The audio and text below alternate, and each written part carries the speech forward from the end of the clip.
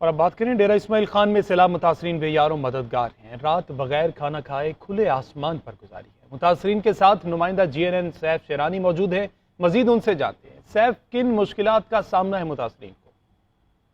شکریہ۔ ڈیرہ اسماعیل خان میں جہاں ایک طرف سیلاب نے تباہی مچا دی ہے، ڈیرہ اسماعیل خان کے مختلف مقامات پر پش پول یارک ہو تو جتنے بھی گھر ہے یہاں منہدم ہو چکے ہیں۔ متاثرین کو سخت مشکلات کا سامنا ہے۔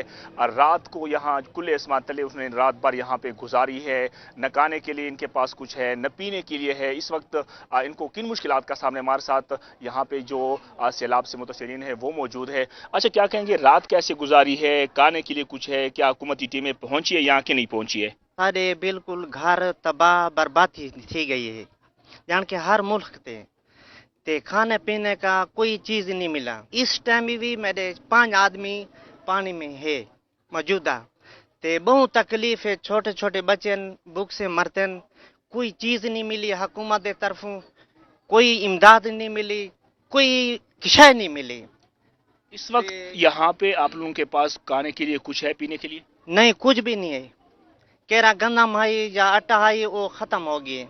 جی بالکل، ان کا یہی کہنا ہے کہ یہاں پہ شدید غذائی قلت کا خدشہ ہے۔ نہ کھانے کے لیے ان کے پاس کچھ ہے، نہ پینے کے لیے۔ ان کا یہی کہنا ہے کہ ہمارے جو گھر بار ہے وہ سارے تباہ ہو چکے ہیں، لہٰذا حکومت کو چاہیے کہ فوری طور پر یہاں پہ پہنچ کر اور امدادی کارروائیاں جاری کرے۔ جی